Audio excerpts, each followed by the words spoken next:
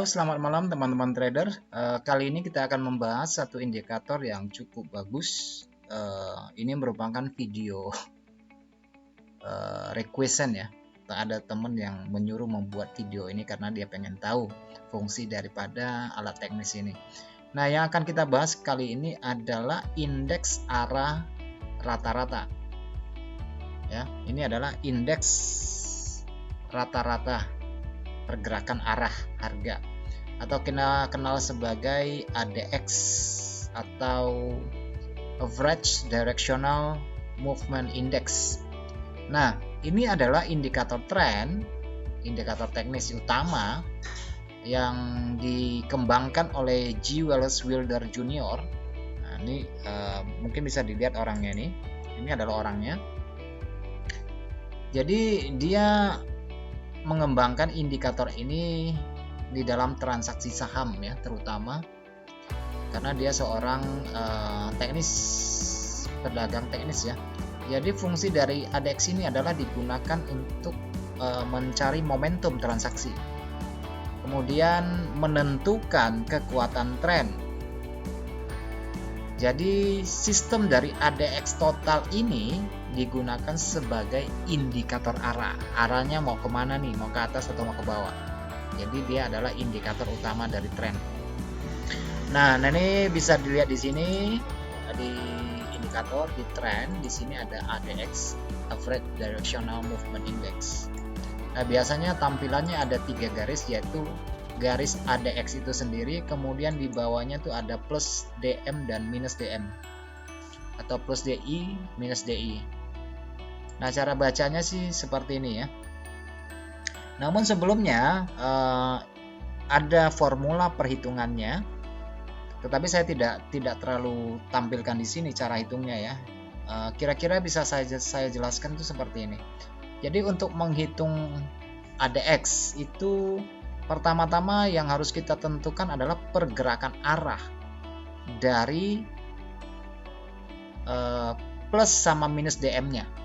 Jadi plus DM dan minus DM ditentukan itu berdasarkan penghitungan pergerakan ke atas atau nilai tertinggi saat ini, kemudian dikurangi nilai tertinggi sebelumnya, dan pergerakan ke bawah atau nilai terendah saat ini dikurangi dengan nilai terendah sebelumnya. Itulah dasarnya untuk menghitung plus dan minus DM.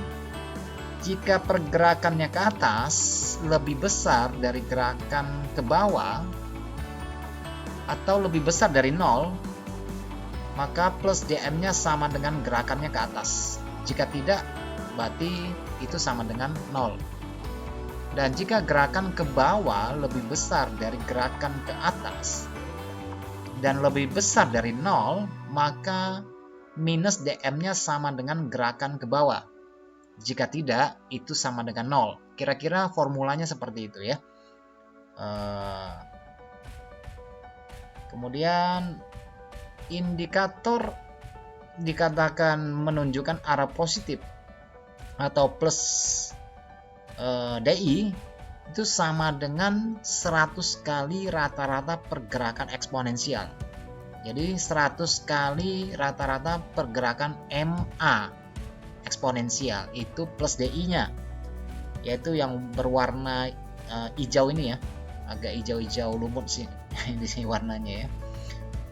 Jadi plus DM ini dibagi dengan rata-rata rentang sebenarnya selama sejumlah periode waktu yang ditentukan. Cuma si Wallace ini menggunakan periode 14. Untuk indikator arah negatif atau minus DI-nya sama dengan 100 kali rata-rata pergerakan eksponensial. Minus DM dibagi dengan ATR. Ini ada ATR lagi di dalamnya ya. Jadi ini adalah indikator yang cukup ribet di dalam menghitung formulanya.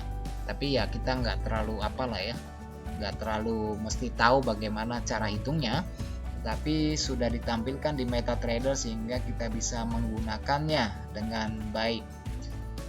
Seperti yang saya bilang, ADX ini digunakan untuk menunjukkan arah pasar, ada atau tidak adanya tren, kemudian apakah ada momentum.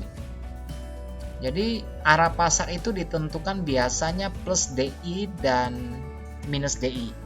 Jadi misalnya yang berwarna ini adalah plus DI-nya ya. Kelihatan di sini. Saya gedekan ya. Saya besarkan. Kalau dia arahnya ke atas berarti itu harus dikonfirmasi dengan memang harganya ke atas. Biasanya dia terjadi crossing ya, persilangan di sini dengan minus DI-nya ya. Ini terjadi persilangan. Ini naik, ini menunjukkan harga naik, dan di sini terjadi persilangan. Oke, kalau ini turun dan berpotongnya ke atas, itu menandakan harga turun.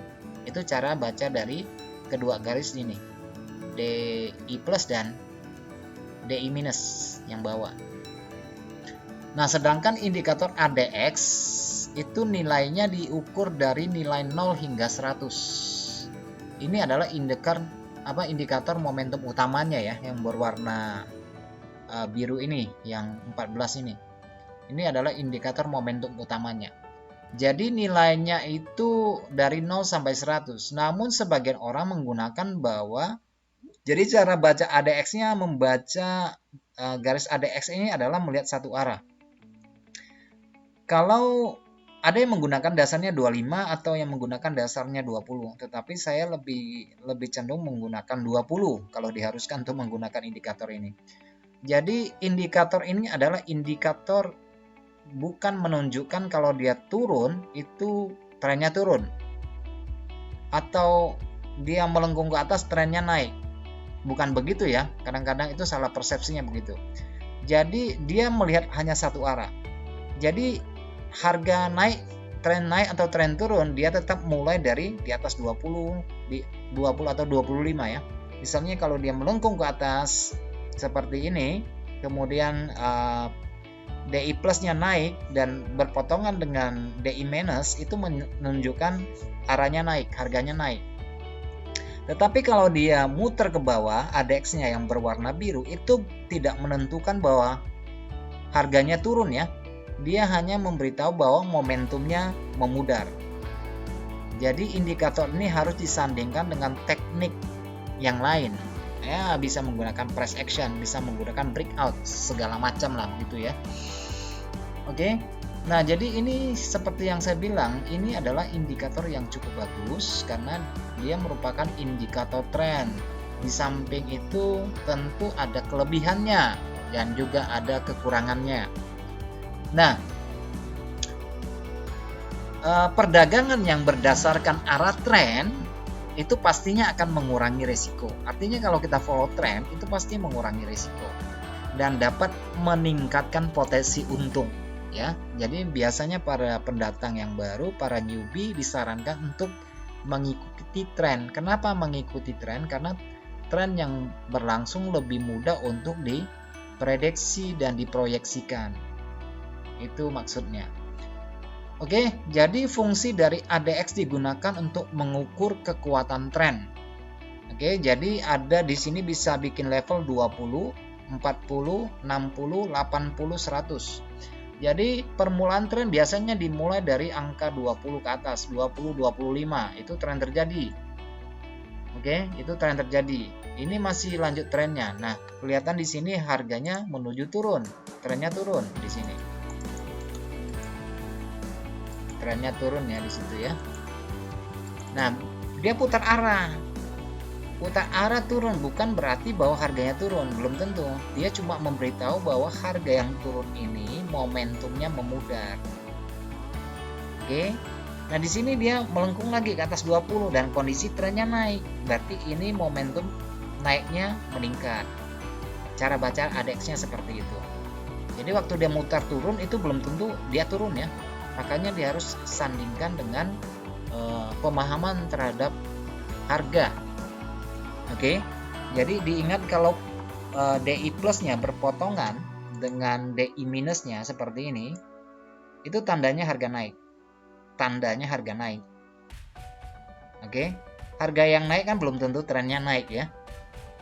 Kemudian kalau dia berpotongan ke bawah itu tanda harganya turun. Oke. Ini yang plus, ini yang minus. Jadi tandanya harga turun, berpotongan tandanya harganya naik. Sedangkan yang ADX ini adalah menunjukkan momentum tren. Kalau selalu dia keluar di angka 20. Kalau dia masuk di bawah 20 biasanya terjadi sideways atau flat atau terjadi rentang harga yang terikat di bawah 20 ya, yang berwarna biru. Oke, kalau dia melengkung ke atas, ini di atas 20 menandakan tren, bisa tren naik atau tren turun. Jadi dia lihatnya bukan indikator ini bukan menentukan tren yang terjadi, tetapi melihat tren dan momentum yang terjadi. Dia bisa ke atas, bisa ke bawah, dan selalu dimulai dari keluar dari angka 20, keluar dari angka 20, baik tren naik maupun tren turun. Nah, ini kondisinya lagi ranging di angka 20. Kelihatan ya, walaupun dia harganya menaik, tetapi dia terlalu ranging di sini. Oke. Jadi ADX ini digunakan untuk mengukurkan tren dan perhitungannya didasarkan pada rata-rata pergerakan dari kisaran harga ekspansi selama periode waktu yang kita mau, yang kita tentukan. Cuma biasanya kan yang seperti saya bilang bahwa pengaturan day volume-nya itu terhitung dari 14 batang candle, 14 bar. Oke. ADX ini sendiri bisa kita gunakan untuk semua instrumen ya, mau forex, mau saham dan segala macamnya terserah. Kemudian nilainya yang seperti saya bilang, kalau dia di bawah 20 atau dia terhitung mulai dari 0 sampai 25, itu menunjukkan bahwa trennya itu sideways atau no trend lah ya. Tetapi kalau dia berangkat dari 20, 25 sampai 40 bahkan sampai 50, itu menunjukkan trennya lagi kuat. Atau berada di atas 40, 50 ke atas, itu menunjukkan trennya itu sangat kuat sekali. Trennya menunjukkan sangat kuat sekali. Tetapi kalau sudah di atas level 80, 75, sebaiknya kita berhati-hati karena bisa saja itu menjadi klimaks daripada tren. Oke. Nah, perlu diketahui bahwa kalau misal kita melihat pada frame besar, di frame besar ya. Nah, ada kalanya kalau rata-rata pergerakan apanya ADX-nya line ini pergerakan di bawah 40, pergerakan di atas 20 bolak-balik seperti ini bisa menandakan fase, baik itu fase distribusi atau dia malah menjadi fase akumulasi ya. Jadi ini fase distribusi, ini fase akumulasi. Jadi dia bisa menandakan seperti itu. Oke, karena ketika ADX bergerak di bawah poin 20, bahkan lebih kalau kita hitung barnya itu lebih dari 30 bar, 30 batang candle, itu memasuki range sideways. Contohnya di sini nih. Nah, kalau kita perhatikan di sini, ini mungkin hitung barnya 1 2 3 4 5 6 7 8 9 10 11 12 13 14 15 16 17 18 19 20 1 2 3 4 5 6 7 8 9 10 11 12. Ini 32 bar sideways dan kelihatan itu ADX-nya di sini di bawah level 20. 25 20 ini terjadi sideways. Ini range yang terikat di sini. Oke, jadi perhatikan tandanya ketika harga mulai keluar dari area sideways, itu bisa terjadi breakout secara price, itu harus diikuti oleh kenaikan dari ADX line-nya ini yang warna biru harus di atas 20. Kemudian di sini sudah harus berpotongan, garis D plus sama D minusnya sudah harus berpotongan. Jadi ini menandakan signal bahwa momentumnya sedang mulai menguat. Kalau dia semakin naik sampai di atas level 40 ini semakin kuat.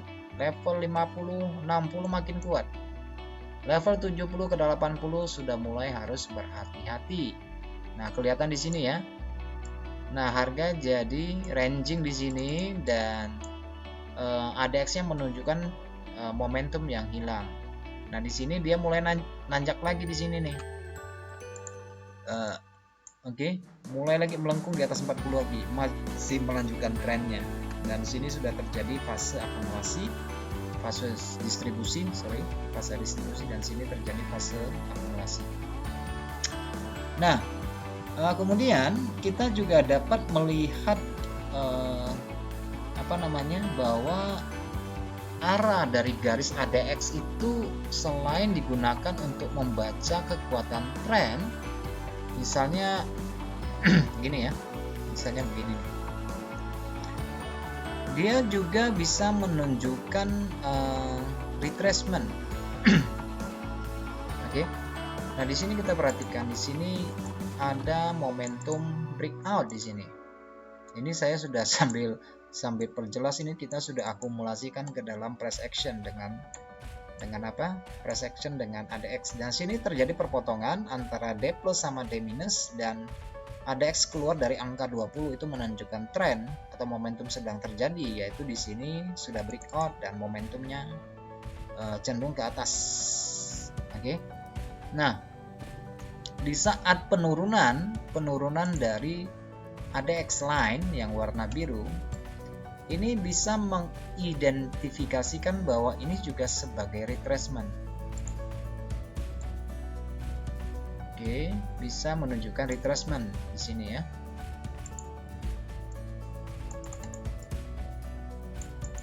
Oke, menunjukkan retracement. Kalau dia melengkung lagi ke atas, itu tandanya harga melanjutkan ke atas di mix dengan price action. Jadi harga itu penting sekali. Oke, ini melengkung lagi di atas 20, trennya lanjut lagi ke atas dan seterusnya. Oke, itu jadi bisa digunakan untuk melihat kalau puncaknya menurun, itu belum tentu bahwa momentum yang turun itu menandakan bahwa trennya sudah berubah, tetapi juga bisa sebagai retracement. Oke. Nah, yang menjadi yang menjadi kekeliruan di dalam membaca ADX ini adalah terjadinya kesalahan persepsi. Kadang-kadang orang pikir bahwa kalau puncaknya menurun dari ADX itu menandakan harga akan turun atau trennya akan turun. Bukan begitu ya. Kalau ini turun itu tidak menandakan bahwa harga ini turun. Oke, dia hanya menandakan bahwa momentum pergerakan dari tren sebelumnya itu terjadi pudar ya, mulai pudar.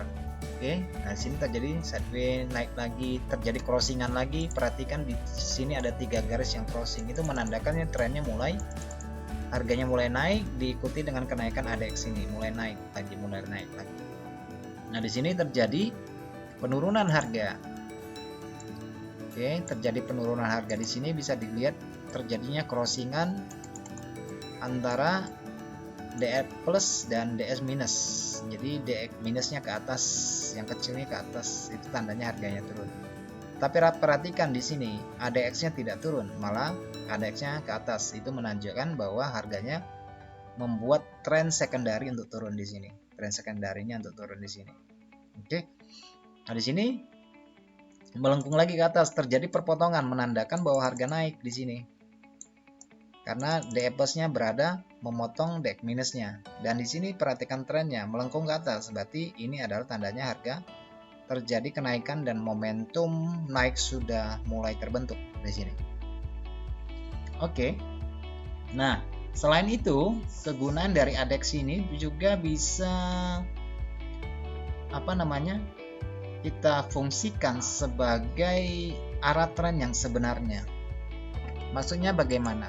Seperti yang saya bilang bahwa sistem transaksi dengan menggunakan indikator ADX itu harus digabungkan dengan pemahaman kita terhadap basic dari grafik itu sendiri atau harga itu sendiri.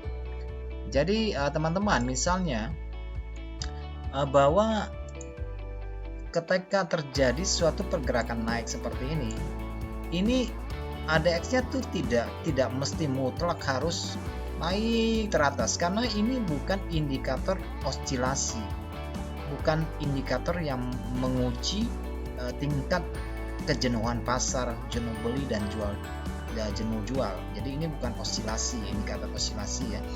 Jadi dia hanya menunjukkan momentum tren. Kalau dia berangkat dari 20, kebetulan harganya naik dan terjadi perpotongan D plus dan minus, ini menandakan harga naik. Nah, selama dalam perjalanan, puncak ini bisa lebih tinggi, bisa juga lebih rendah.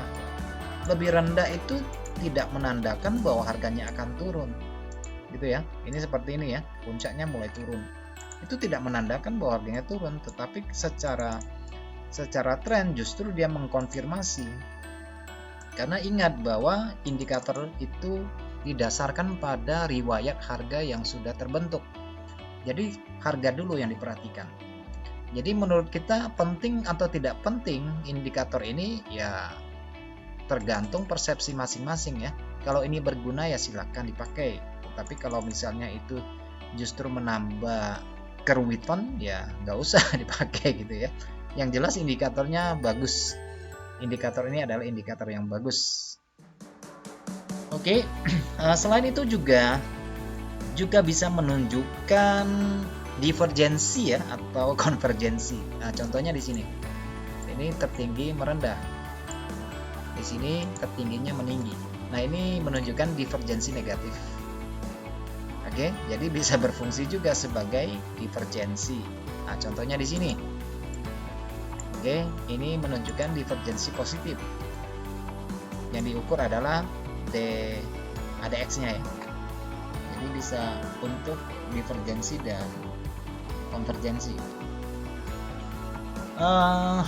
By the way, harga itu adalah salah satu indikasi pertama buat kita. Oke, jadi sebelum melihat ADX, lihat dulu harga dulu. Harganya mau kemana? Oke, jadi ADX ini fungsinya hanya mengkonfirmasi. Kalau misalnya kita berdasarkan harga price action, di sini terjadi breakout dan harga menunjukkan naik, semestinya kalau ini sudah terjadi, ini sudah harus berpotongan.